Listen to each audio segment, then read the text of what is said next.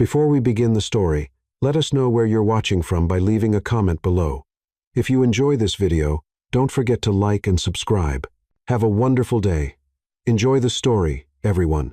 Manhattan, New York, 2 o'clock a.m. Camera flashes exploded like fireworks when Ethan Carter, Manhattan's startup golden boy, pressed his lips against those of a complete stranger in the middle of the Forbes magazine launch party. "What the heck?" shouted Olivia Grant, pushing him so hard he nearly knocked over a table of caviar canapés. "Have you completely lost your mind?" Journalists swarmed like hungry vultures.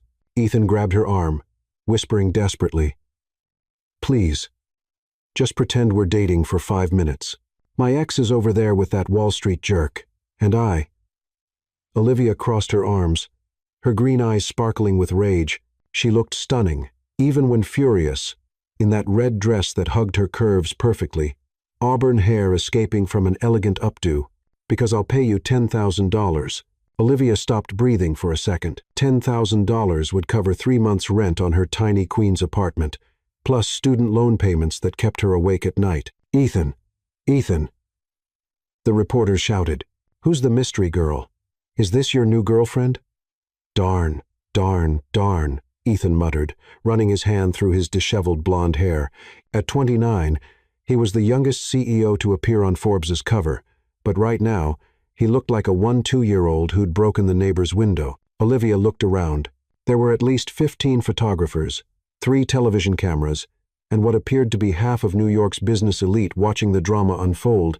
Her freelance journalist mind quickly calculated, this story would be in every tabloid by morning. 15,000, she whispered back, a forced smile appearing on her lips for the cameras. "Deal, and I want it in writing, pretty boy."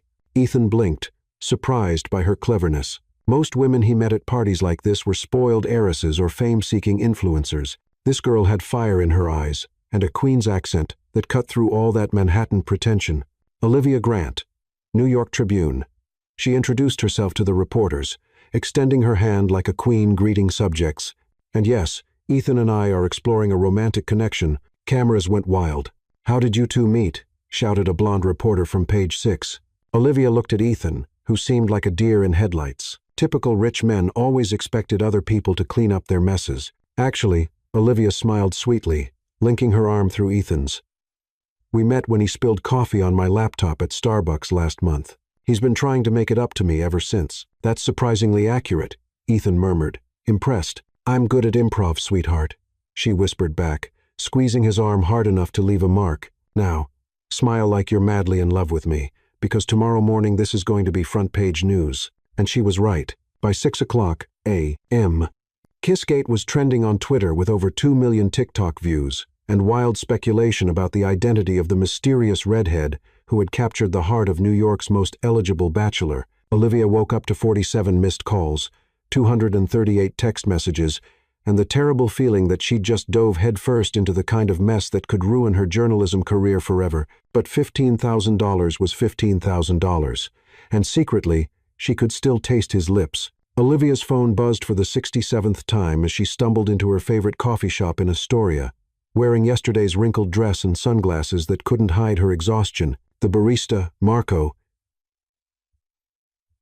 nearly dropped his espresso cup when he saw her.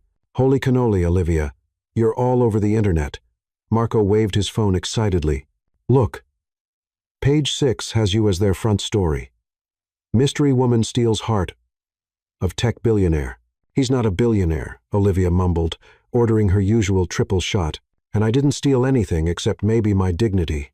Meanwhile, across town in his penthouse overlooking Central Park, Ethan was having his own crisis. His assistant, Sophia, paced frantically around his marble kitchen island, laptop balanced in one arm, while juggling 2 phones. The Wall Street Journal wants an exclusive. TMZ is offering 6 figures for Olivia's contact info. "Your mother has called 14 times from the Hamptons. And oh wonderful, your ex, Chloe, just posted a very passive-aggressive Instagram story about some people's desperate publicity stunts." Ethan groaned, face planting into his granite countertop. "I'm never drinking champagne again." "Sir, with all due respect, you had 1 glass last night. This mess is pure panic, not alcohol." His phone rang. Unknown number. Ethan hesitated, then answered, Ethan Carter's phone. This is. Listen up. Golden boy. Olivia's voice cut through his greeting like a sharp knife. We need to talk now. Your little stunt has turned my life into a three-ring circus. My stunt? You're the one who improvised that coffee shop story because you kissed me without permission in front of half the media world. Meet me at Washington Square Park in 20 minutes. And Ethan, yeah, bring the contract and a really good explanation. 23 minutes later, Ethan found Olivia sitting on a bench feeding pigeons with pieces of a bagel while aggressively scrolling through her phone. She'd changed into jeans and a Columbia University sweatshirt, her auburn hair pulled back in a messy ponytail. Somehow, she looked even more beautiful in daylight. You're late, she said without looking up. Traffic was. I don't care about traffic. I care about the fact that my editor just called me into his office because apparently dating sources is against Tribune policy, even fake dating. Ethan sat down carefully, maintaining distance. Look, Olivia, I know this got out of hand. Out of hand? She finally looked at him, and he saw dark circles under her eyes. I've got photographers camped outside my apartment building. My landlord thinks I'm some kind of celebrity now and wants to raise my rent. My best friend, Lily, has fielded 27 interview requests, and my mother in Ohio saw us on the Today Show this morning and is convinced I'm secretly engaged. The Today Show covered us? Olivia showed him her phone screen. There they were, frozen in that passionate kiss with the headline, New York's hottest new couple. This is actually not terrible publicity for my company, Ethan said thoughtfully. Olivia stared at him. Are you seriously thinking about business right now? I'm always thinking about business. It's why I'm successful. And it's probably why my ex left me for Wall Street guy. That hit harder than intended. Ethan's jaw tightened. Chloe left because she said I was emotionally unavailable and married to my work. Her words, not mine. Well, she wasn't wrong about the work-marriage part. They sat in uncomfortable silence, watching a street performer juggle fire nearby. Finally, Ethan pulled out a folded paper. Here's your contract. $15,000 for playing my girlfriend. Until this media frenzy dies down. Should be a week, maybe 2. Olivia read it carefully. This is surprisingly thorough for something you wrote on cocktail napkins last night. I had my lawyer draft it this morning.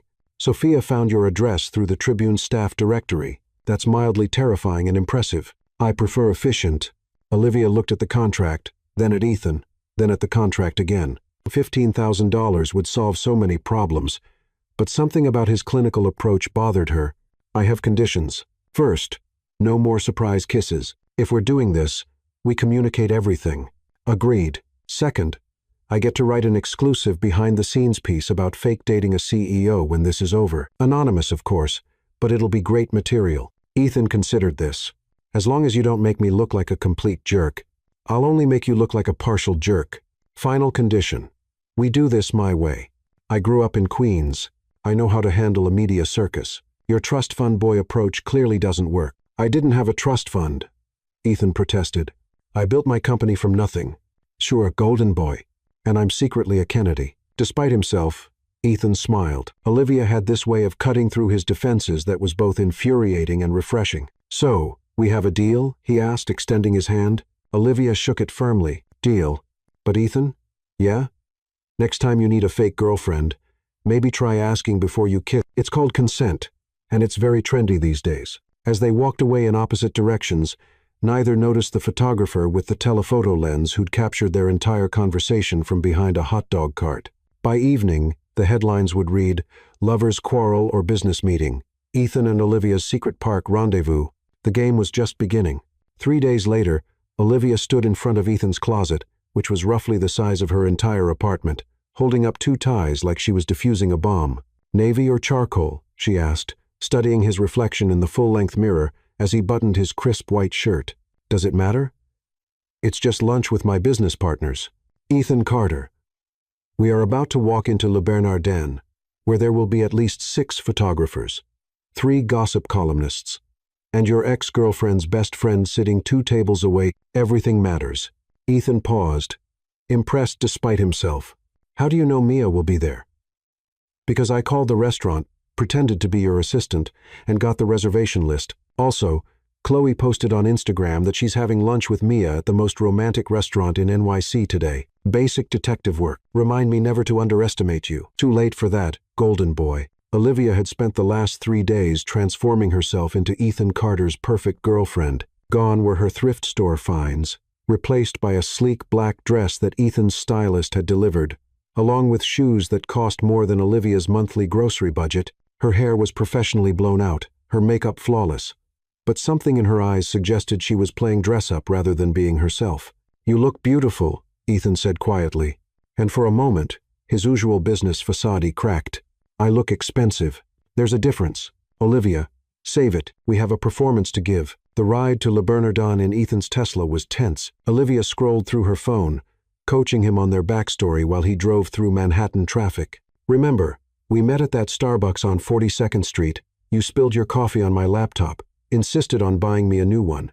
We started talking about your company's environmental initiatives. I did my research, by the way. Very impressive stuff. And you asked me to dinner. Why environmental initiatives? Because I'm supposedly a freelance journalist who covers sustainability. It explains why I'm smart enough to keep up with your conversations but not rich enough to afford designer clothes. You are smart enough to keep up with my conversations." Olivia glanced at him. "Don't sound so surprised." "I'm not. I'm just... Most people in my circle aren't." "That's sad, Ethan." "It's efficient." "No, it's sad. When's the last time someone challenged you? Really challenged you? Not just tried to impress you or get something from you?" Ethan was quiet for several blocks. "Honestly, I can't remember." "Well, buckle up. Buttercup. I challenge people for a living." Le Bernardin was a stage, and they were the main act. The moment they walked in, conversation stopped. Olivia linked her arm through Ethan's, leaning into him as they were seated at their table. To any observer, they looked like a couple completely absorbed in each other. "The salmon is supposed to be incredible here," Olivia said loudly enough for nearby tables to hear.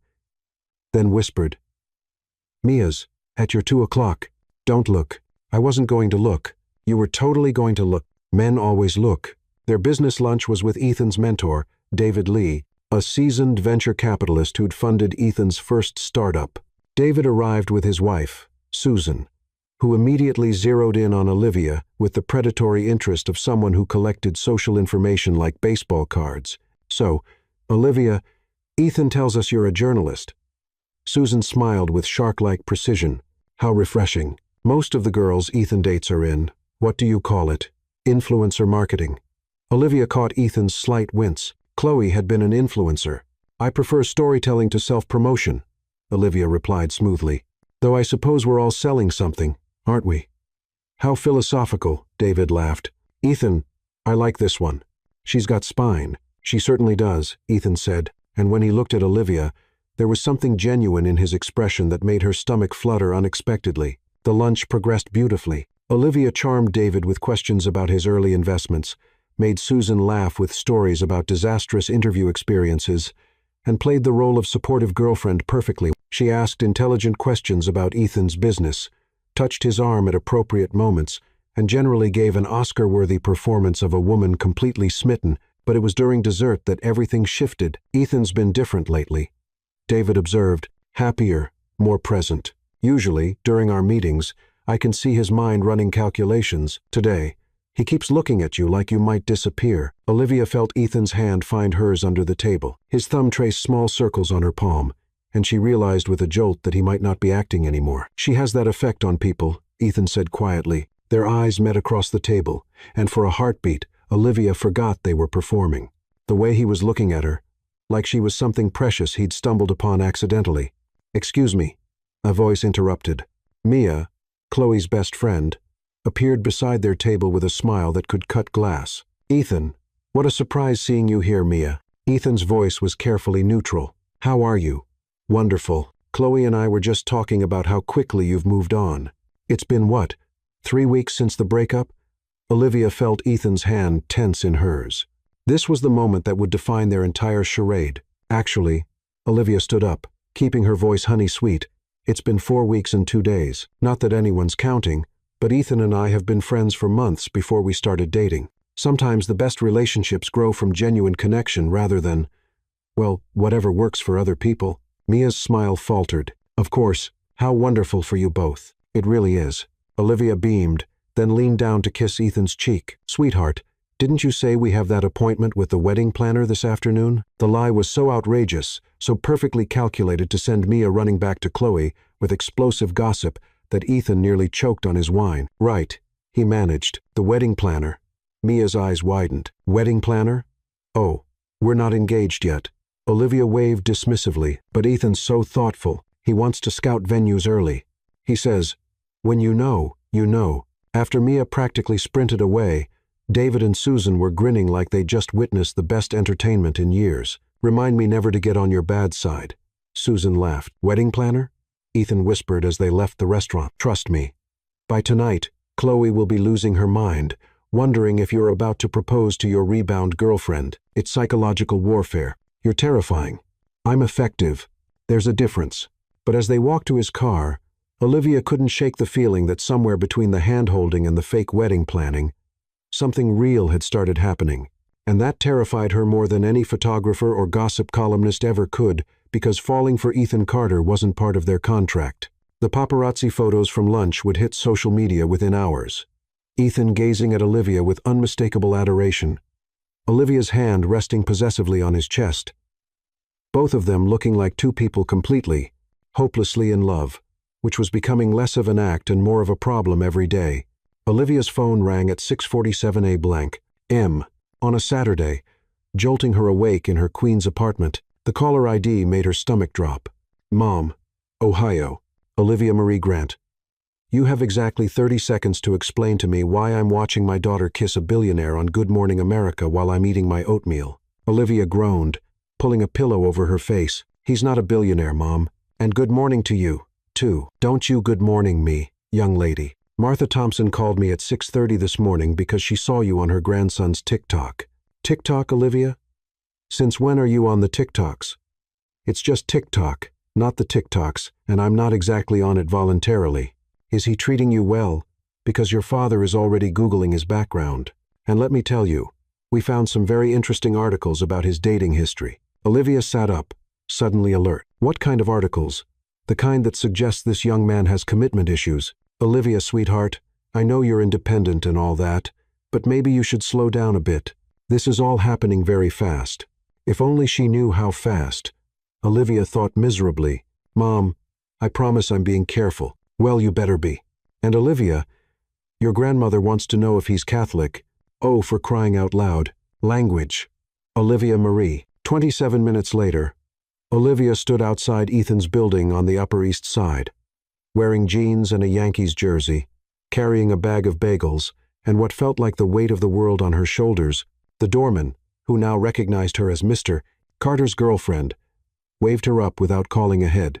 She found Ethan in his kitchen, laptop open, surrounded by financial reports and empty coffee cups. Even on Saturday morning, he was in business mode, wearing expensive-looking sweats and an MIT t-shirt that somehow looked designer on him. We have a problem, Olivia announced, dropping the bagels on his marble counter. Good morning to you, too. Please, come in. Make yourself at home. Ethan, I'm serious. My mother saw us on Good Morning America. Ethan looked up from his laptop for the first time. That's not necessarily bad. Parents like stability. My parents live in Sandusky, Ohio. My dad works at a Ford plant. My mom teaches 3rd grade. They think you're some kind of Wall Street mogul who's going to break their daughter's heart and leave her emotionally scarred and financially ruined. But I'm not a Wall Street mogul. I'm a tech entrepreneur. That's your takeaway? That's what you're focusing on right now? Ethan closed his laptop, finally giving her his full attention. Olivia, what exactly are you worried about? I'm worried about lying to my family. These are good people, Ethan. Salt of the earth. Midwestern good people who raised me to tell the truth and work hard and not get involved with complicated men in complicated situations. Am I complicated? You paid me $15,000 to fake date you to make your ex-girlfriend jealous. Yes, you're complicated. Ethan was quiet for a moment, processing this. Do you want to call off the deal? Olivia stared at him. Is that what you want? I want you to be comfortable. That's not what I ask. They looked at each other across the kitchen island, and Olivia realized they were having two different conversations. Ethan was thinking about contracts and business arrangements. She was thinking about the way his hand felt in hers at lunch and how he'd looked at her like she mattered. Before either of them could say anything else, Ethan's phone rang. He glanced at it, and his face went pale. It's my mother. Answer it, Olivia. You don't understand. My mother is intense. More intense than mine, asking if you're Catholic? Ethan answered the phone, putting it on speaker without thinking. Ethan, darling. A crisp voice with a slight Boston accent filled the kitchen. I'm calling from the Hamptons. Eleanor Wilson just showed me the most delightful article about you, and some lovely girl. When do I get to meet her? Olivia's eyes widened. Ethan looked panic-stricken. Hi, Mrs. Carter. Olivia jumped in before Ethan could respond. This is Olivia. I've heard so much about you. There was a pause. Oh, you're there. How wonderful, Ethan. You didn't tell me she was there. We're just having breakfast, Mom. At his apartment? Mrs. Carter's voice had a note of approval. How modern. Olivia, dear, what do you do? I'm a journalist, Mrs. Carter. I write for the Tribune. How impressive. A working woman. I do admire independence. Ethan, bring her to Sunday dinner tomorrow. I insist. Ethan looked at Olivia with pure terror in his eyes. Olivia, for reasons she couldn't explain, found herself saying, We'd love to come. Excellent. 6 o'clock sharp. Olivia. I hope you like lobster. After his mother hung up, Ethan stared at Olivia like she'd just volunteered them for a suicide mission. Do you have any idea what you just did? I said yes to dinner with your mother. How bad can it be? Olivia, my mother once made a Fortune 500 CEO cry during cocktail hour because she didn't like his table manners. Lucky for you, I have excellent table manners. This isn't a joke. My mother will see through our charade in about 30 seconds. She has a PhD in psychology and the social instincts of a shark. Olivia sat down on one of his expensive bar stools, finally understanding the magnitude of their situation. So, what do? We could call and cancel, say you're sick, or we could get really good at being fake in love in the next 24 hours. Ethan leaned against the counter, studying her face. You're not backing down, are you? Nope. Are you?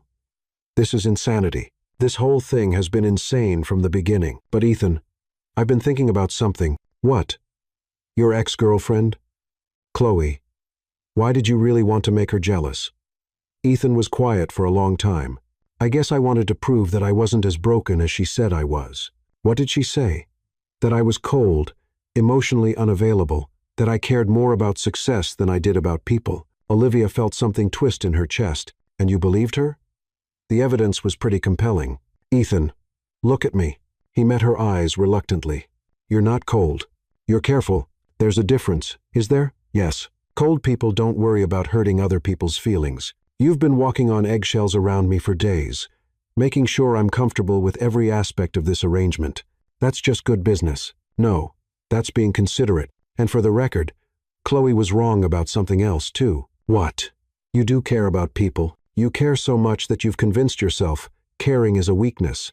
That's why you hide behind all the business talk and efficiency. Ethan stared at her, and Olivia realized she'd just said something that cut deeper than she'd intended. The silence stretched between them, loaded with things neither of them was ready to say. So, Ethan said finally, how exactly do we convince my mother we're head over heels in love? We practice acting like a couple. Real couples have inside jokes. They finish each other's sentences. They know little details about each other. If your mother is as sharp as you say, we need to be flawless. Ethan considered this. What did you have in mind? Spend the day together, not as fake girlfriend and client, but as two people getting to know each other. Learn my coffee order, my favorite movie, what makes me laugh. I'll learn yours. By tomorrow night, we'll be so good at this that even we'll believe it. That sounds dangerous. Why? Because what if we get too good at it? Olivia felt her heart skip a beat. Then we deal with that when it happens. Ethan nodded slowly. Okay, but I have one condition. What? We're honest with each other today. No performing, no pretending. If we're going to sell this, we need to know who we actually are. Deal. But Ethan? Yeah? I should probably warn you. The real me is a lot more complicated than the fake girlfriend version. Good, Ethan said, and his smile was different now, warmer, more genuine than she'd ever seen it. I like complicated. They spent the next hour talking over bagels and coffee, sharing stories about their childhoods, their fears, their dreams. Olivia told him about growing up in Ohio, about her parents' 30-year marriage, about the scholarship that brought her to Columbia and the student loans that kept her up at night. Ethan told her about the pressure of being the only child of two successful academics, about building his first company in his dorm room, about the loneliness of success. By noon, they were walking through Central Park, and Olivia realized with a shock that she was actually enjoying herself. Not the performance of enjoying herself, but genuinely having fun. Ethan was funny when he let his guard down and thoughtful in ways that surprised her. He noticed things. The way she tilted her head when she was thinking, how she bit her lip when she was nervous, the fact that she stopped to pet every dog they passed. "Tell me something nobody else knows about you," Olivia said as they sat by the reservoir. Ethan was quiet for a moment. "I used to want to be a teacher." "Really?" "Really. Before the business stuff took off, I thought I'd get my PhD in computer science, maybe teach at MIT or Stanford. I like explaining things, helping people understand concepts that seem impossible at first." "What changed?" "Success, I guess. Once the money started coming in, it was hard to walk away. And my parents were so proud. They'd spent their whole lives in academia watching their friends get rich in the private sector. When their son became successful, it validated something for them. Do you regret it sometimes?" "What about you? What don't I know?" Olivia hesitated. "I wanted to be a novelist." "What's stopping you?" "Reality. Novels don't pay rent. Journalism barely does." "Have you written one?" "Started dozens, finished none." "Why not?" "Because what if I finish it, and it's terrible? As long as I don't finish, I can still believe I might have talent." Ethan looked at her with something like understanding. "Fear of failure. Fear of mediocrity. Failure you can learn from. Mediocrity is just mediocrity." "You're not mediocre, Olivia." "How do you know?" "Because mediocre people don't improvise wedding planners to psychologically warfare their fake boyfriend's ex-girlfriend." That was brilliant. Olivia laughed despite herself. "That was just survival instinct." "No, that was strategic thinking under pressure. You're wasted on journalism. What should I be doing instead, oh wise mentor?" "I don't know yet, but whatever it is, it's bigger than writing articles about city council meetings." They talked until the sun started setting, and Olivia realized something that should have terrified her. She didn't want the day to end, not because of their arrangement, not because of the money, but because Ethan Carter was turning out to be someone she actually liked. Someone she could fall for if she wasn't careful, which was exactly the problem. As they walked back toward his building, Ethan's phone buzzed with a text. He showed it to Olivia. A photo of them sitting by the reservoir, heads close together, laughing about something. The caption read, "Love is in the air." Ethan Carter and mystery girlfriend Olivia Grant, spotted on romantic Central Park date. Wedding bells soon. Couple goals. Love story. "We're getting good at this," Ethan said. "Maybe too good," Olivia replied, and they both knew she wasn't talking about fooling the photographers. Sunday arrived with the kind of crisp autumn weather that made New York feel like a movie set. All golden leaves and perfect lighting. Olivia stood in front of her closet at 3:00 p.m., having already changed outfits 4 times, surrounded by rejected dresses like a fashion battlefield. Her phone buzzed. A text from Ethan. "How nervous should I be on a scale of 1 to 10? She typed back, "Somewhere between meeting the Pope and defusing a nuclear bomb. That's not helping." "Good. Misery loves company." 3 hours later, Olivia emerged from Ethan's Tesla, wearing a navy wrap dress that struck the perfect balance between elegant and approachable, her hair in a low chignon that had taken 45 minutes to perfect. Ethan wore a charcoal suit without a tie, and despite her nerves, Olivia couldn't help noticing how the casual formality made him look devastatingly handsome. "You look beautiful," he said, and there was something in his voice that made her stomach flutter. "You clean up pretty well yourself, golden boy." "Olivia, before we go in there, yeah? Whatever happens tonight, I want you to know that yesterday was the best day I've had in a long time." Olivia felt her carefully constructed emotional walls crack slightly. "Ethan, I know this is complicated. I know we have an arrangement, but I need you to know that." "Okay," she said softly. "For what it's worth, I had a good time too." The Carter family estate in the Hamptons was exactly what Olivia had expected. Sprawling, immaculate, and intimidating as a fortress, the kind of place where every piece of furniture cost more than her annual salary.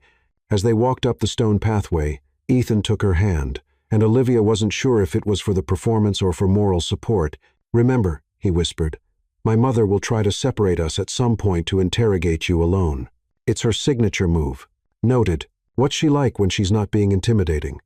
I'll let you know when I find out." The front door opened before they could ring the bell, revealing a woman who was clearly Ethan's mother, Margaret Carter had silver hair pulled back in a perfect French twist, intelligent blue eyes that missed nothing, and the kind of effortless elegance that came from generations of good breeding. She wore a cream-colored cashmere set that probably cost more than Olivia's car. "Ethan, darling." She kissed both his cheeks in a way that suggested European summers and exclusive boarding schools. "And you must be Olivia. How lovely to finally meet you." Margaret's handshake was firm, and Olivia noticed she held eye contact just a beat too long, as if taking an initial assessment. "Mrs. Carter, thank you so much for having me. Your home is absolutely gorgeous. Please, call me Margaret, and thank you. The house has been in the family for 60 years. Ethan, your father is in his study pretending to read but actually Googling Olivia's articles. I told him it was rude, but you know how he gets." Ethan groaned. "Mom, what? I thought it was resourceful." "Olivia, I hope you don't mind." Thomas gets curious about anyone important to Ethan. The word important hung in the air like a test question. Olivia squeezed Ethan's hand. "I don't mind at all, though I should warn you, my early pieces about the subway system renovation were pretty dry reading." "Oh, we've moved beyond those. Thomas found your investigative piece about the affordable housing scandal quite compelling. Very thorough research." Olivia blinked, surprised. "You actually read my work?" "Of course, dear. If you're important to my son, you're important to me." Ethan looked as shocked as Olivia felt. His mother had never shown interest in any of his previous girlfriends' careers. They were led into a living room that belonged in Architectural Digest. All cream furniture and carefully placed antiques. Ethan's father, Thomas Carter, rose from a leather armchair with the same tall, lean build as his son, but with silver hair and wire-rimmed glasses that gave him a distinguished professor appearance. "Olivia, wonderful to meet you." His handshake was warmer than his wife's, and his smile reached his eyes. "I have to say, your piece on the Hudson River Cleanup Initiative was excellent journalism. You have a real talent for making complex environmental issues accessible." "Thank you, Dr. Carter. That means a lot coming from someone with your background."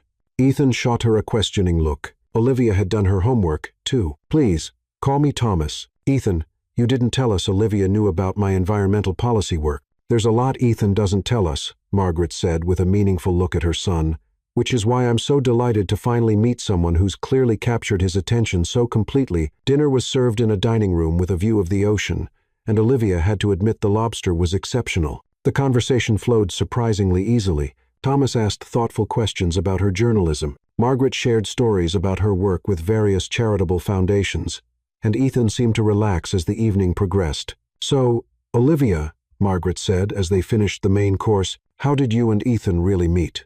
Olivia felt Ethan tense beside her.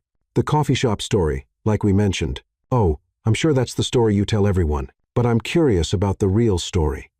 The moment you knew there was something special." Olivia looked at Ethan, and suddenly she knew what she had to do. The truth, not the whole truth, but enough truth to make this real. "Honestly, Margaret, the first time I met Ethan, I thought he was a complete snob." Ethan nearly choked on his wine. His parents looked delighted. "Really?" Thomas leaned forward with interest. "Really. He was in this expensive suit, talking on his phone about some acquisition, and he had this air about him, like the world existed for his convenience." "That sounds like Ethan," Margaret said dryly. "But then," Olivia continued, finding her rhythm, "he spilled coffee on my laptop, and instead of just apologizing and walking away like I expected, he sat down. He spent 20 minutes helping me save my files, asking about what I was working on, and when I told him about the story I was researching, he didn't just nod politely. He asked real questions, smart questions, questions that actually made my article better." Ethan was staring at her, and Olivia realized that what she was describing was exactly what had happened yesterday in the park. The way he listened, the way he engaged, the way he made her feel like her work mattered. "He doesn't just hear you," Olivia said softly. "He actually listens. That's rare." The silence that followed was loaded with emotion. Margaret had stopped eating entirely, studying both of them with sharp intelligence. "And what about you, Ethan?" she asked. "What was your first impression of Olivia?" Ethan looked at Olivia for a long moment before answering. "I thought she was going to murder me." Everyone laughed, but then he continued. "But then she started talking, and I realized I'd never met anyone who was so unafraid. She didn't care that I had money or connections or whatever. She just cared about whether I was worth her time as a person." "And was he?" Thomas asked Olivia. "The jury's still out," Olivia said with a smile, but her voice was softer than her words. Ethan's never brought anyone home before, Margaret observed. In fact, he's never talked about anyone the way he talks about you. Mom, Ethan warned. What? It's true. You called me 3 times last week, just to tell me stories about things, Olivia said. You never call me 3 times in a month. Olivia looked at Ethan with surprise. He'd been talking to his mother about her. You should see him at work, Olivia said, deflecting. He's like a different person, all confidence and strategy. It's actually pretty impressive. You've been to his office? Margaret asked. Warning bells went off in Olivia's head. They'd never established this part of the story. A few times, she said carefully. I find the tech world fascinating. Olivia's thinking about writing a feature about startup culture. Ethan jumped in smoothly. She's been shadowing me for research. Nice save, Olivia thought. How wonderful, Margaret said. And what's your take on my son's work life, Olivia? Is he as much of a workaholic as I suspect? This was dangerous territory. Olivia could feel Margaret probing, looking for inconsistencies. He works hard, Olivia said honestly, but I think he's afraid of slowing down. Afraid of what? Olivia glanced at Ethan, who nodded almost imperceptible, afraid that if he stops moving, stops achieving, people might realize he's just human, that maybe his worth isn't tied to his success. The silence that followed was profound. Margaret and Thomas exchanged a look that suggested years of parental concern. And what do you think about that?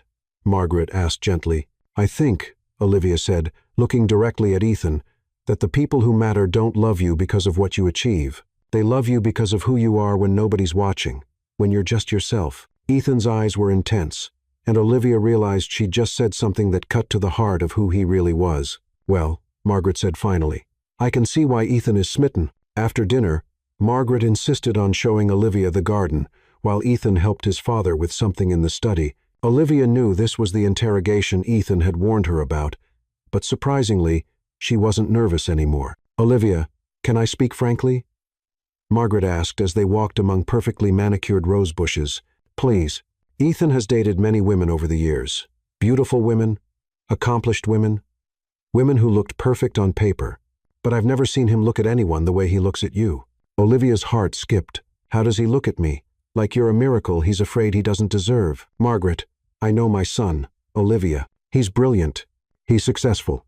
He's handsome. But he's also convinced himself that those are the only things that make him lovable. You look at him like none of that matters. It doesn't. I know. That's why he's falling in love with you. Olivia stopped walking. We haven't. I mean, it's still early. My dear, I have 3 degrees in psychology and 40 years of marriage. Ethan is in love with you. The question is, how do you feel about him? Olivia stared at the ocean, visible through the trees, and felt her carefully constructed defenses crumble completely. I'm terrified, she admitted. Of what? Of how much I care about him. This wasn't supposed to happen. We're from completely different worlds. I eat ramen for dinner 3 nights a week, and he probably spends more on lunch than I make in a month. Do you think that matters to him? It might not matter now, but what about later?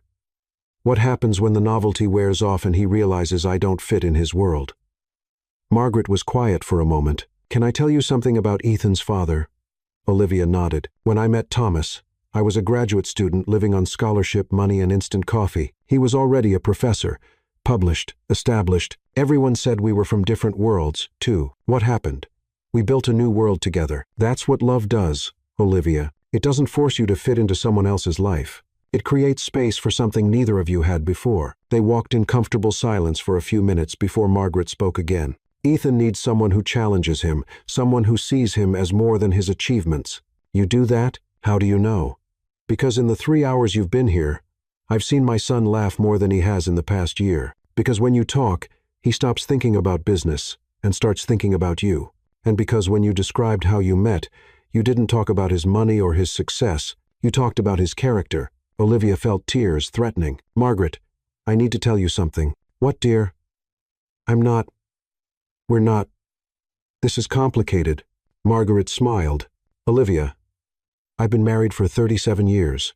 Everything worth having is complicated. When they returned to the house, they found Ethan and his father on the terrace, deep in conversation about environmental policy and corporate responsibility. Ethan looked up as they approached, and his face lit up in a way that made Olivia's chest tight. How was the garden tour? He asked. Enlightening, Margaret said with a meaningful look at Olivia. As they prepared to leave, Margaret hugged Olivia warmly. "I hope we'll see you again soon, dear. You're welcome here any time. Thank you for everything, Margaret." "Ethan," Margaret turned to her son. "Don't mess this up." "Mom, I'm serious. This one's special." The drive back to Manhattan was quiet. Ethan seemed lost in thought, and Olivia was processing everything Margaret had said. The comfortable silence felt different now, loaded with unspoken feelings and possibilities. "Your parents are wonderful," Olivia said finally. "They liked you a lot. My mother never shows anyone the garden on the first visit. She's very perceptive. What did she say to you out there?" Olivia hesitated. "She said you're falling in love with me." Ethan's hands tightened on the steering wheel. "And what did you say?" "I said it was complicated." "Is it complicated?" Olivia looked at his profile in the dim light from the dashboard. Strong jaw, slightly crooked nose from a childhood soccer injury he'd told her about. Eyes focused on the road ahead. When had she started memorizing the details of his face? "Ethan, we need to talk." "That sounds ominous. This whole fake dating thing, it's not fake anymore, is it?" Ethan was quiet for so long that Olivia thought he wasn't going to answer. Then he pulled over at a scenic overlook and turned off the engine. "No," he said finally. "It's not fake anymore. So, what do we do now?" "I don't know. I've never been in this situation before." "What situation?" "Actually falling for someone I'm paying to pretend to love me." Olivia laughed despite herself. "When you put it like that, it sounds completely insane." "It is completely insane. Olivia, I need you to know something. The money, that's not why I'm still here." "Why are you still here?" Olivia took a deep breath. "Because somewhere between yesterday in the park and tonight at dinner, I realized that I'm falling for you too. The real you, not the CEO, not the Forbes cover story, not the guy with the penthouse and the Tesla. You, the guy who wanted to be a teacher. The guy who spent 20 minutes helping a stranger save her laptop files. The guy who looks at me like I'm something precious." Ethan reached over and cupped her face in his hands. "Olivia, I'm scared. I'm scared too, Ethan. I'm scared because this feels too big, too fast, too impossible. What if we just see what happens? No contracts, no arrangements, no fake anything, just us, figuring it out as we go. What about the media, the photographers, your ex-girlfriend? Let them think whatever they want to think. The only opinion that matters to me is yours." "Ethan Carter, are you asking me to be your real girlfriend?" "Olivia Grant, I'm asking you to give us a real chance." Olivia looked into his eyes and saw something she'd never seen before. Vulnerability. Ethan Carter, the man who controlled million-dollar deals and commanded boardrooms, was as terrified and hopeful as she was. "Okay," she whispered. "Okay, let's see what happens." Ethan kissed her then, soft and sweet and full of promise. And Olivia thought dimly that this kiss was nothing like their first one. This one wasn't for the cameras or the gossip columns or anyone else. This one was just for them. When they broke apart, Ethan rested his forehead against hers. "For the record," he said, "my mother was right. I am falling in love with you." "Just falling?" Ethan smiled, and it was the most beautiful thing Olivia had ever seen. "No," he said, "I'm pretty sure I'm already there." As they drove back to the city, neither of them noticed the photographer who had followed them from the Carter estate or the telephoto lens that had captured their entire conversation through the Tesla's windows. By morning, the headlines would read, "Real Love or Really Good Acting. Ethan Carter and Olivia Grant's Romantic Overlook Rendezvous." But for now, they drove through the night with the windows down and the radio playing two people who had found something real in the middle of something fake, ready to see where this impossible, complicated, beautiful thing might take them. The stakes had never been higher, and Olivia had never been more terrified. She also had never been happier. 3 weeks later, Olivia woke up in Ethan's penthouse to the sound of her phone vibrating like an angry bee against the marble nightstand. The early morning light streaming through the floor-to-ceiling windows told her it was barely 6 o'clock a.m., but the urgency of the buzzing suggested something was very, very wrong. She rolled over to find Ethan's side of the bed empty, though she could smell coffee brewing in the kitchen. They'd fallen into an easy routine since that night. At the Overlook, she'd kept her Queen's apartment for appearances and practicality. But most nights found her here in his space, that was slowly becoming their space. Her books were scattered on his coffee table. Her favorite coffee mug sat in his cabinet. And her hair ties had mysteriously appeared in every room. The phone buzzed again, then again. Olivia grabbed it with growing dread, squinting at the screen without her contacts. 15 missed calls from her editor. Larry, 23, from her best friend, Lily. 47 text messages from numbers she didn't recognize, and one email marked urgent. Call me now, from Larry. With a sick feeling in her stomach, Olivia scrolled to the first text message from Lily. Olivia, please tell me you're seeing this. Call me now. She stumbled out of bed, wearing one of Ethan's MIT t-shirts that fell to her knees, and padded barefoot toward the kitchen, where she could hear Ethan talking to someone, probably Sophia, his assistant, who seemed to work around the clock. Ethan, she called, but stopped short when she saw his face. He was standing at the kitchen island, laptop open, phone pressed to his ear, and his expression was the kind of grim that suggested someone had died. When he saw Olivia, he quickly ended his call. How bad is it? Olivia asked. Though she wasn't sure she wanted to know, Ethan turned the laptop toward her, and Olivia's blood turned to ice water. The headline on page 6 read, "The Greatest Love Story Never Told." Inside Ethan Carter's $15,000 fake romance scandal. Below it was a crystal-clear photo of Ethan sliding a contract across the table to Olivia at Washington Square Park, taken with a telephoto lens that captured every detail, including Olivia's signature at the bottom. "Oh my God," Olivia whispered, sinking onto one of the bar stools. "It gets worse," Ethan said quietly, scrolling down. The article was thorough, devastating, and mostly accurate. An anonymous source had provided photos, details about their arrangement, even quotes from their conversation in the park. The writer had traced the timeline from the Forbes party kiss to their first business meeting to their increasingly public displays of affection, painting it all as an elaborate publicity stunt gone wrong. But the worst part was the final paragraph. Sources close to Carter suggest that what began as a calculated move to make his ex-girlfriend jealous has evolved into something more complicated, with the tech mogul reportedly genuinely smitten with his paid companion.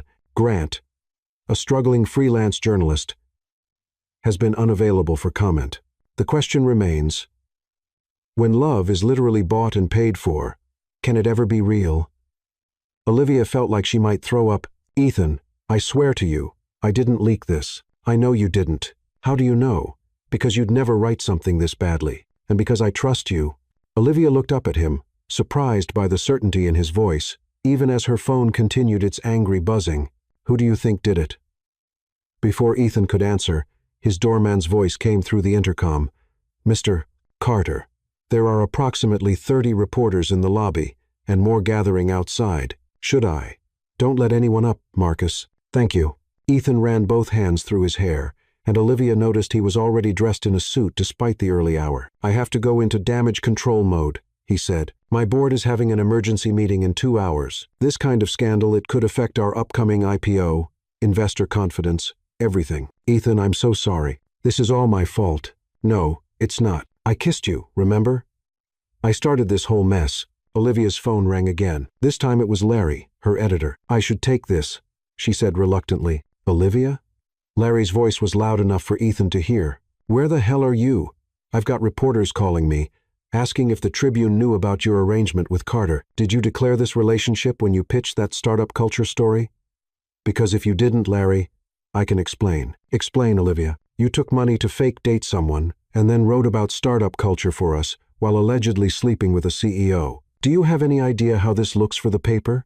I never wrote about Ethan specifically. That's not the point. The point is journalistic integrity. The point is that I have to decide whether to fire you before the Tribune gets dragged into this mess, or after." Olivia felt tears threatening. "Larry, please give me a chance to fix this." "Fix this?"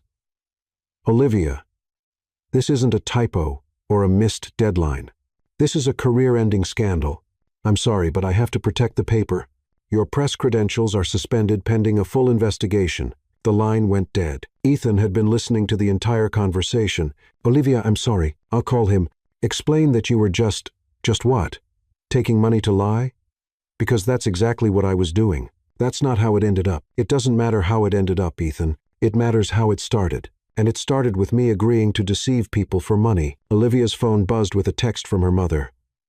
"Olivia Marie, your father and I are watching the news. Please call us immediately." Another text, this time from her college journalism professor. "Very disappointed to see your name in this context. We expected better." And another from her younger brother in Ohio. "Sis, are you okay?" The story's everywhere. even made local news here. I need to go home, Olivia said suddenly. Olivia, wait, we can figure this out together. No, Ethan. You need to figure out how to save your company. I need to figure out how to save my career. Those are two different problems. They don't have to be. Yes, they do. Don't you see? This is exactly what everyone's going to say, that I was just using you, that our relationship was never real, that I'm some kind of gold digger who got in over her head. But we know that's not true. Do we, Ethan? Be honest. If you hadn't paid me that first night, would you have ever asked me out?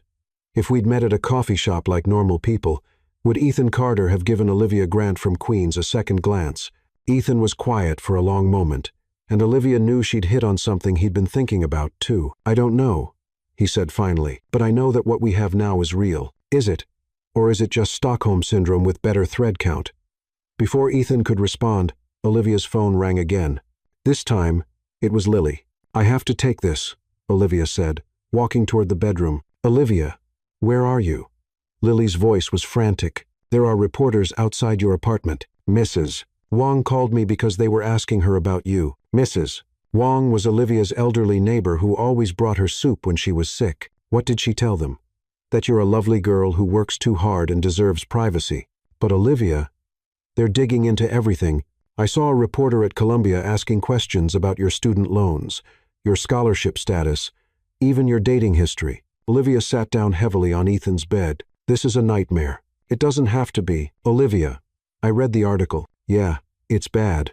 But the comments, a lot of people are on your side. They're saying Ethan was lucky to find someone real in his fake world, that you obviously fell for him for real. That doesn't matter if I can't work anymore. So, don't work in New York. Olivia, you're talented. You could freelance from anywhere. Maybe write that novel you're always talking about. With what money? I just lost my job, Lily. What about Ethan? Can't he help? I can't ask him to support me. That would just prove everyone right that I'm with him for his money. Olivia could hear Ethan talking to someone in the kitchen, his voice tense and businesslike. Probably his lawyer or PR person figuring out how to minimize the damage she'd caused to his reputation. I need to get out of here, Olivia told Lily. Can I crash at your place? Of course. But Olivia, maybe talk to Ethan first? Really talk to him.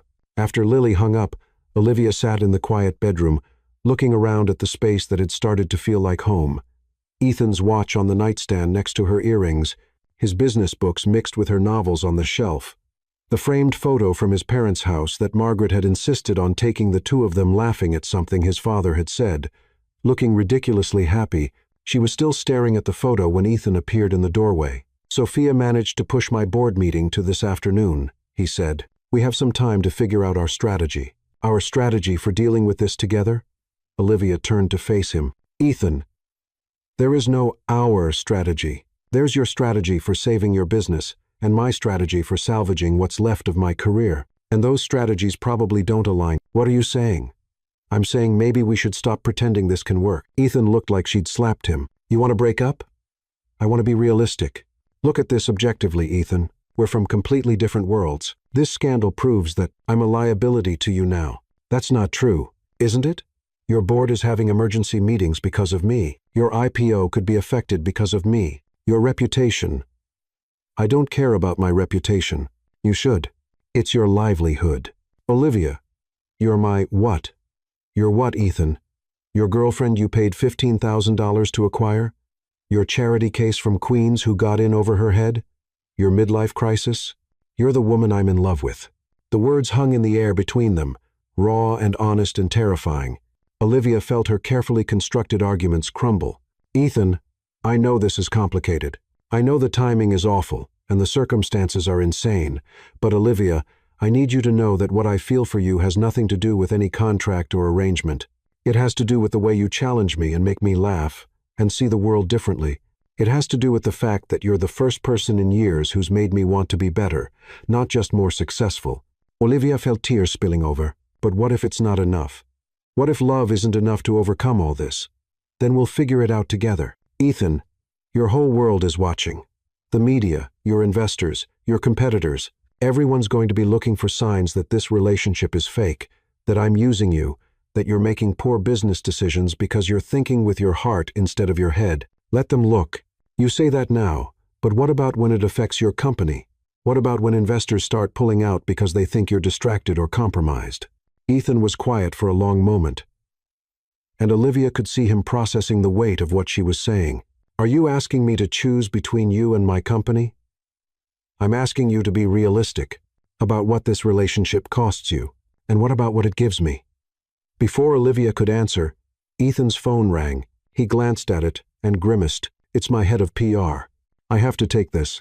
While Ethan talked to his PR team, Olivia packed her things into the overnight bag she'd brought 3 weeks ago and never taken home. It felt symbolic somehow, fitting her entire presence in Ethan's life into one small bag. She was zipping it closed when Ethan returned. They want me to do a press conference, he said. Address the scandal head on. What are you going to say? The truth. Which is what exactly? Ethan sat down on the bed next to her. That yes, our relationship started as an arrangement. That yes, I paid you to pretend to be my girlfriend.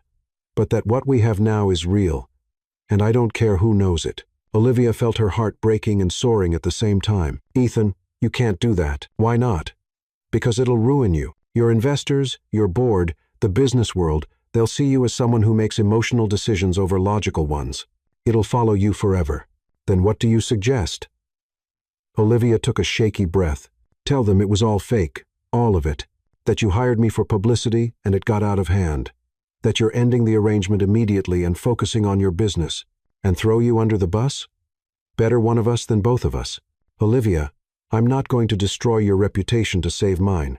My reputation is already destroyed, Ethan, but yours doesn't have to be. They sat in silence, both understanding the impossible position they were in. Outside, Olivia could hear the distant sound of cameras clicking and reporters calling Ethan's name. There's another option, Ethan said finally. What? We could leave both of us? Just disappear for a while. Let the media frenzy die down. I have enough money that we could go anywhere, do anything. Olivia looked at him, this man who was offering to abandon everything he'd built for her. Ethan, you can't run away from your life. Why not? It's my life. Because running away isn't who you are. You're a fighter. You build things. You solve problems. You don't quit when things get difficult. I'm not quitting. I'm choosing what matters most. And what if you regret that choice? What if in 5 years you resent me for being the reason you gave up everything you worked for? That won't happen. You don't know that. Ethan stood up and began pacing the room. So, what are you saying? That we should break up? That we should pretend the last month never happened? I'm saying maybe love isn't always enough. Maybe sometimes loving someone means letting them go. That's the most ridiculous thing you've ever said. Is it? Ethan, look at yourself. 3 weeks ago, you were focused, driven, building something amazing. Now you're talking about abandoning your company to run away with a girl you met at a fake relationship arrangement. That girl is the best thing that ever happened to me. Olivia felt her resolve wavering but forced herself to stay strong. Then prove it by not letting me destroy your life. Her phone buzzed with another text, this time from her mother. Sweetheart, your father and I are driving to New York. We'll be there tonight. Whatever's happening, we love you. Olivia showed Ethan the text. Your parents are coming here. Apparently, which means I really need to go home and figure out how to explain this to them. Olivia, please don't leave. Not like this. Ethan, I have to. Can't you see? Every minute I stay here makes it worse for both of us. Ethan grabbed her hands. What if I don't care about worse? What if I only care about us? Then you're not the man I fell in love with. The Ethan I love is smart and strategic and doesn't let emotion cloud his judgment. The Ethan I love wouldn't sacrifice everything he's built for a relationship that started with a lie. But Olivia, no. Ethan, if you love me, really love me, then let me go. Give your press conference, save your company, and move on with your life. And what about your life? Olivia picked up her bag. I'll figure it out. I always do. She headed for the door, but Ethan caught her arm. Olivia, wait. What if we could find a way to make this work? What if we could prove to everyone that what we have is real? How? I don't know yet. But give me time to think. Give us time. Olivia looked into his eyes and saw desperation and hope and love all mixed together. It would be so easy to say yes, to stay and fight and damn the consequences. Instead, she kissed him softly. I love you, Ethan. That's why I'm leaving. That makes no sense. It makes perfect sense. And someday, when you're running your company and changing the world like you're supposed to, you'll understand. Olivia walked to the elevator, her heart breaking with every step. Ethan followed her. "This isn't over," he said as the elevator doors opened. "Yes, it is. Olivia, I'm serious. I'm going to figure this out. Ethan, please let me go. Let us both move on." The elevator doors closed between them, and Olivia saw Ethan's reflection in the polished metal, looking lost and determined at the same time. As the elevator descended, Olivia's phone buzzed one final time. A text from Ethan. "I love you too, and I'm not giving up." Olivia deleted the message without responding, but she didn't delete the photo from his parents' house. Even as she walked out of his building, past the reporters who shouted her name and the photographers who captured her tear-stained face, she kept that photo because sometimes, even when love isn't enough to overcome the obstacles, it's still worth remembering that it existed. 6 months later, Olivia sat in her favorite coffee shop in Portland, Oregon, typing on a laptop that wasn't held together with duct tape. One of the few luxuries she'd allowed herself from the advance on her book deal, Fake It Till You Make It. A love story would be published in the fall, and early reviews were calling it an honest, funny, and heartbreaking look at modern love in the age of social media. She'd changed names, altered details, and written it as fiction. But anyone who'd followed the Ethan Carter scandal would recognize the story. Her editor called it roman à clef with real heart. Olivia called it expensive therapy. The coffee shop's television was tuned to CNBC, volume low, but Olivia glanced up when she heard a familiar name. Ethan's company had just announced their IPO, the most successful tech offering of the year. He was standing behind a podium at the New York Stock Exchange, ringing the opening bell, looking handsome and successful and completely composed. Olivia felt a familiar ache in her chest. She'd kept track of him through business news and carefully avoided any personal coverage. But she knew from Lily that he'd handled the scandal beautifully. He'd given a press conference where he took full responsibility for the arrangement, spoke eloquently about the nature of public relationships in the social media age, and somehow emerged looking more human and relatable, rather than damaged. His company's stock had initially dipped but recovered within weeks, and investor confidence was higher than ever. Ethan Carter, it seemed, had turned a potential disaster into a business triumph. Olivia was happy for him, really. The fact that she cried herself to sleep some nights and had moved across the country to avoid seeing reminders of him everywhere was just growing pains. Her phone buzzed. A text from Lily. "Did you see the news? Ethan's IPO is huge. Also, totally unrelated, there's something weird happening at your old apartment building." Olivia frowned and typed back. "Weird how?" "Like deliveries, flowers, packages, stuff addressed to you, even though you don't live there anymore." Mrs. Wong is confused. Before Olivia could respond, a shadow fell across her table. She looked up to find a delivery person holding an enormous bouquet of sunflowers, her favorite flower, though she'd only mentioned that once, months ago, in passing. "Olivia Grant?" the delivery person asked. "That's me, but I think you have the wrong address." "Nope, right person. These are for you." Olivia accepted the flowers with growing confusion. The card attached was simple. "Congratulations on the book deal. I always knew you'd finish one." Her heart stopped. Before she could process this fully, another delivery person appeared, this time with a box from Powell's Books, Portland's most famous bookstore. Inside were first edition copies of every novel Olivia had mentioned loving, each with a personal inscription from Ethan. "To Kill a Mockingbird. For someone who has more integrity than Atticus Finch, Pride and Prejudice. You were right about first impressions. The Great Gatsby. Some dreams are worth chasing across the country." Olivia's hands were shaking as she opened the final package. It was a laptop bag. Expensive, elegant, professional.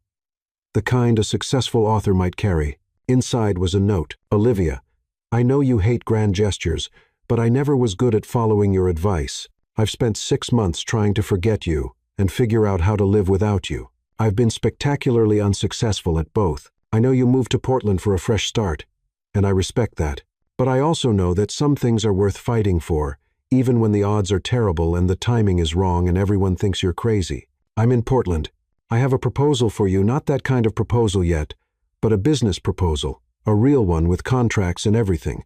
Because apparently that's how we do romance. Meet me at Powell's Books Rare Book Room at 7:00 p.m. tonight if you're willing to hear me out. If you don't come, I'll understand. I'll leave you alone and wish you nothing but happiness. But I hope you come, because I've learned something in the last 6 months. Love isn't about timing or circumstances or what makes sense on paper. It's about finding someone who makes you better and choosing them every day, even when it's hard, especially when it's hard. I choose you, Olivia Grant. I chose you the night I kissed you. I chose you when I fell in love with you, and I'm choosing you now. The question is, will you choose me? All my love, Ethan. P.S. My mother says to tell you the garden is beautiful this time of year, and you're still welcome anytime. Olivia read the note 3 times, her heart pounding so hard she was sure the entire coffee shop could hear it. She looked at the clock, 3:47 p.m. She had 3 hours and 13 minutes to decide whether to show up to what might be the most important meeting of her life or to delete Ethan Carter from her story permanently. Outside the coffee shop window, it started to rain, the kind of gentle Pacific Northwest drizzle that made everything look soft and romantic and full of possibility. Olivia gathered up her flowers, her books, and her courage, and headed home to figure out what to wear to potentially get her heart broken or repaired. Some stories, she realized, don't end when you think they do. Sometimes they just pause, waiting for the right moment to begin again. 7:00 p.m. Powell's Books, Rare Book Room. Olivia found Ethan standing in front of a display of first edition love stories, wearing jeans and a simple blue sweater instead of his usual suit. He looked nervous, which was somehow both endearing and terrifying. "You came," he said, turning when he heard her footsteps. "I came, though I'm not sure why, because you're curious. It's your best and worst quality."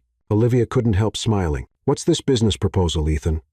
Ethan pulled out a folder because, of course, he had a folder. "I want to start a foundation for journalism education, specifically for students from working-class backgrounds who want to go into investigative reporting. I want to fund scholarships, internships, mentorship programs." Olivia blinked. "That's actually a really good idea. I want you to run it." "What?" "I want you to be the director, design the programs, choose the recipients, shape the curriculum, use everything you've learned about the industry, both the good and the bad." Olivia stared at him. "Ethan, I can't work for you. You wouldn't be working for me. You'd be working for the foundation. I'd just be the primary donor." "That's the same thing." "No, it's not, Olivia. I've spent 6 months thinking about what you said about not letting you destroy my life. And you were right, but not for the reasons you think." "What do you mean?" "I realize that a life without you in it isn't worth protecting. I don't want a perfect career if it means losing the person who makes me want to be better. I don't want success if I can't share it with you." Olivia felt her carefully constructed walls beginning to crumble. "Ethan, I'm not asking you to be my girlfriend again. I'm asking you to be my partner in this foundation, in making something meaningful together, whether we're together romantically or not. And if we're not, you'd really be okay working with me professionally while we're friends." Ethan's smile was rueful. "I'd rather have you as a friend than not have you at all. Though I should mention my mother specifically requested that I tell you she's prepared to meddle extensively in our relationship until we come to our senses." Despite herself, Olivia laughed. "She said that?" Her exact words were, "Ethan Carter, if you let that girl get away because you're both too stubborn and scared to admit you belong together, I will disown you and adopt her instead. I like your mother. She adores you. So does my father. They've asked about you approximately once a week for 6 months." Olivia looked around the rare book room, surrounded by love stories that had stood the test of time. "Ethan, what if this doesn't work? What if we try again and it falls apart? Then we'll deal with it like adults." "But Olivia, what if it does work? What if we're actually good together when we're not being watched by half the media world? Are we not being watched now?" Ethan gestured around the quiet bookstore. "Do you see any photographers? How did you know I'd be here in Portland? I mean, Lily might have mentioned it, after I may have asked her to keep me updated on your general well-being, approximately once a week for 6 months. Ethan Carter, have you been stalking me? I prefer maintaining a respectful distance while ensuring your happiness and success. And it's less creepy when you put it that way." Olivia shook her head, but she was smiling. "You're impossible. I'm persistent. There's a difference." They stood there, looking at each other, 6 months of separation and hurt and longing hanging between them. "The foundation is a good idea," Olivia said finally. "Does that mean you'll consider it?" "It means I'll think about it. What would help you decide?" Olivia considered this. "Dinner. Somewhere quiet, where we can talk about what we've both learned in the last 6 months. No contracts. No arrangements. no expectations. Just two people figuring out if they can be friends again. And if we can be friends again, then maybe we can figure out if we can be something more. Ethan's smile was radiant. Olivia Grant, would you like to have dinner with me as friends, with the possibility of more? But no pressure either way. Ethan Carter, I thought you'd never ask. As they left Powell's books together, walking into the gentle Portland rain, Olivia realized that some love stories don't end with a kiss, or a wedding, or a declaration. Sometimes they end with a question mark, a maybe, a willingness to try again. Sometimes the best endings are actually new beginnings. And sometimes, when you're brave enough to choose love over fear, practical over safe, and trust over certainty, you get to write your own happy ending. Olivia had no idea if her story with Ethan would work out, but for the first time in 6 months, she was excited to find out. After all, the best stories are the ones you can't predict, and theirs was just getting started. The end.